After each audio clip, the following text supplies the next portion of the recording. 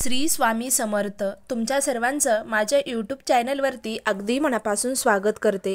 तुमच्या मनातल्या सर्व इच्छा मनोकामना स्वामींच्या आशीर्वादाने पूर्ण व्हावी हीच स्वामींच्या चरणी प्रार्थना करते आणि आजच्या व्हिडिओला सुरुवात करते। तर आजचा व्हिडिओ कुठेही स्किप न करता शेवटपर्यंत व्हिडिओ नक्की बघा। जर तुम्हाला व्हिडिओ आवडला तर व्हिडिओला लाईक शेअर आणि सबस्क्राइब करायला मात्र विसरू नका।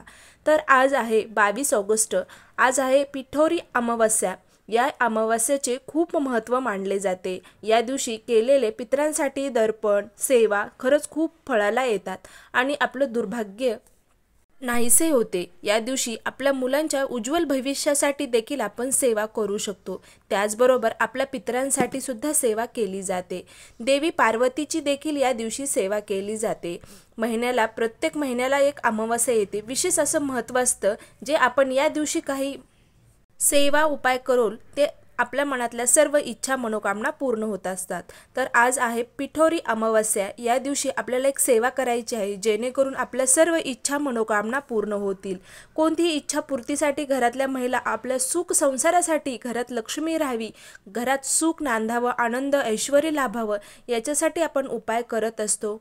तर आजचा उपाय काय करायचा आहे, तर आजचा उपाय आपल्याला 5 दिवे लावायचे आहेत जेणेकरून आपल्या घरामध्ये खरंच लक्ष्मी मातेचा प्रवेश होईल, देवी पार्वतीचा आशीर्वाद आपल्याला लाभेल। त्याचबरोबर आपल्या घरामध्ये कर्पूर होम करायचा आहे। दर महिन्याला आपण कर्पूर होम करत असतो, पण पिठोरी अमावस्येच्या या शुभ दिवशी आपल्याला आपल्या घरामध्ये संध्याकाळच्या वेळेमध्ये कर्पूर होम करावा। नक्कीच आपल्या सर्व इच्छा मनोकामना पूर्ण होत असतात। त्याचबरोबर आपल्या घरामध्ये संध्याकाळच्या वेळेमध्ये म्हणजे या अमावस्येच्या दिवशी उंबऱ्यावरती 5 कापराच्या वड्या आपल्याला जाळायच्या आहेत जेणेकरून आपल्या घरातली जी नकारात्मक ऊर्जा आहे ती निघून जाण्यास आपल्याला मदत होते आणि चांगली जे सकारात्मक विचार आहेत ते आपल्या घरामध्ये प्रवेश करतील।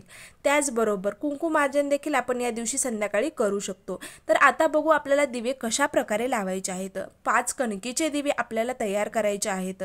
ते 5 कणकीचे दिवे कुठे कुठे ठेवायचे आहेत, तर संध्याकाळी म्हणजे दिवे लागणीच्या वेळेस आपल्याला 6:30, 7, 8 वाजता किंवा तुम्हाला जर 8:30 वाजता जमत असेल तरीही, तर ते दिवे आपल्याला कणकीचे बनवायचे आहेत। कणकीच्या दिव्यामध्ये आपल्याला तेल टाकायचं आहे, वाट ठेवायची आहे आणि ते दिवे, एक दिवा आपल्याला देवापुढे लावायचा आहे, दुसरा दिवा तुळशीजवळ ठेवायचा आहे, तिसरा दिवा जो आहे तो आपल्याला मुख्य प्रवेशद्वार म्हणजे आपण आपल्या घरामध्ये जिथे प्रवेश करतो त्या घराचा मुख्य दरवाजा जो आहे तिथे आपल्याला ठेवायचा आहे आणि चौथा जो आहे तो दक्षिण दिशेला ठेवायचा आहे।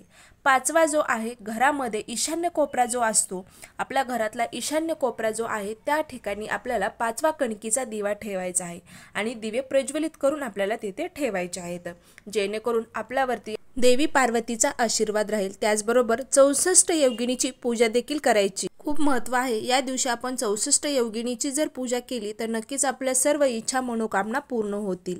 तर या प्रकारे आजचा व्हिडिओ होता। खरंच तुम्हाला व्हिडिओ आवडला असेल तर नक्की चॅनलला सबस्क्राइब करायला मात्र विसरू नका। श्री स्वामी समर्थ।